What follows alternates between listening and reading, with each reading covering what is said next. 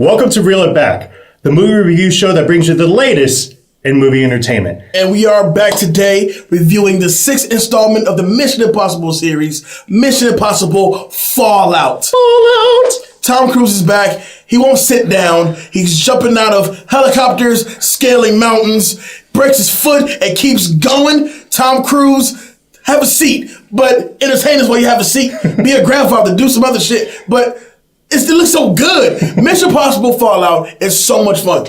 It is an absolute blast. One of my favorite scenes, without a doubt. It comes in the very, very beginning when they do this incredible halo jump. Yes. It also stars Henry Cavill. And his mustache. And his mustache, that's right. This is not edited out like the Justice League. No. So what's it about?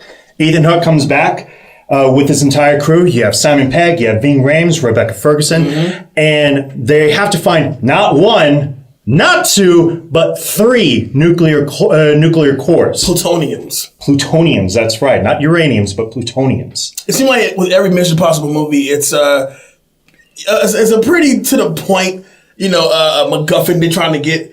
Plutonium, plutonium's bad. They got to get it back. Plutonium is bad. Kind of makes me wonder, like what all sorts of like materials that they could have actually gone for instead they just went for the standard plutonium. Like Ethan lost his iPhone, so therefore Mission Impossible 7 is getting Ethan's iPhone back. I mean, it's not like the vegan nuclear material. This is just a standard nuclear material that you But it's definitely something to where we need something that's going to make this guy scale mountains, halo jump, fight somebody who's fucking twice his size. Yeah, tell me about Henry Cavill. Henry Cavill has to be the most physically imposing villain we've had in the Mission Impossible series. I mean, rest in peace to Philip Seymour Hoffman, who's, in my opinion, one of the best villains in the whole Mission series. Oh, come on, he's a little pudgy. He's a little pudgy.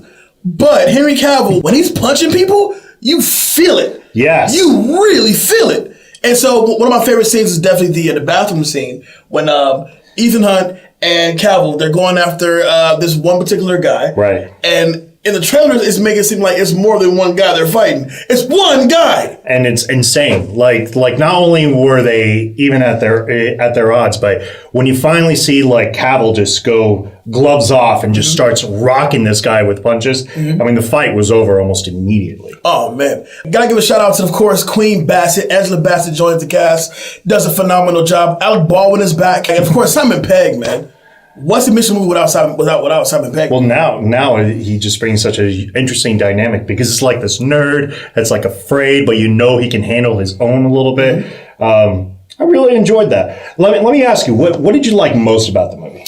The team dynamic. Of course, it's Ethan Hunt. He's the one who's doing all the major death-defying stunts, but I love how the team works together. I love the fact that Ving Rhames has stuck by really Ethan Hunt's best friend.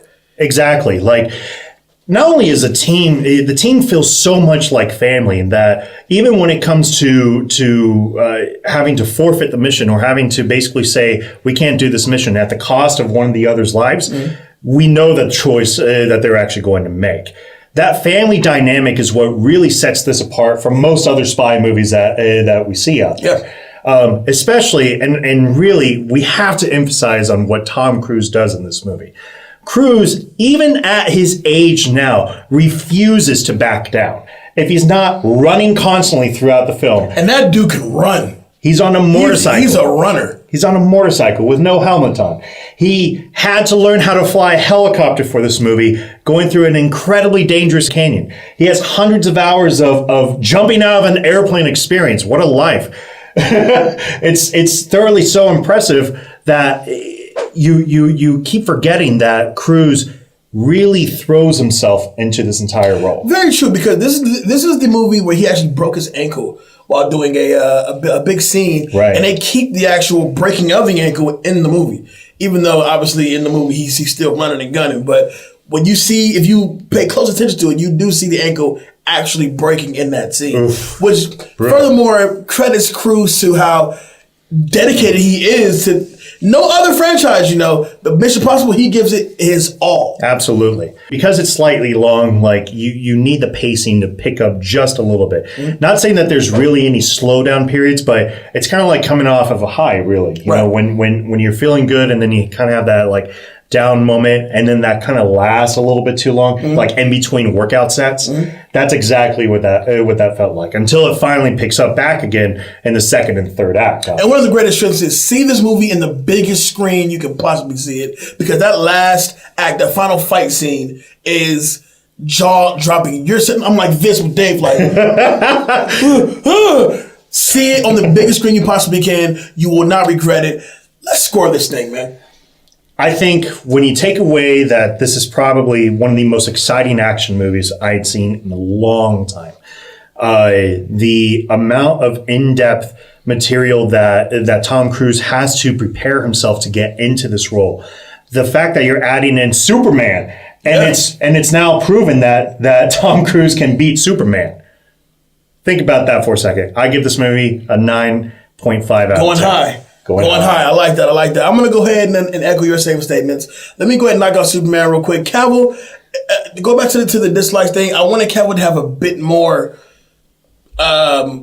character, if that's what I want to use. More so, a bit more personality. He's very stone-faced. He's very, well, that's the job. That's how he kind of pursues his character. Very, very a guy that's to the point, no bullshit. But I guess that's what the character will call for. That out the way brings some over-the-top excitement, which you would genuinely expect from a Mission Impossible movie. For me, I'm going big. I'm going 9.5 out of 10. Summer movie of the year, hands down. Thank you for watching. For more Reel It Back, please make sure you click the subscribe button somewhere in the browser here. Over there? I think you're right, yeah. And for more Jay and Dave, check out the Bassett Classics podcast on iHeartRadio, Spotify, and iTunes.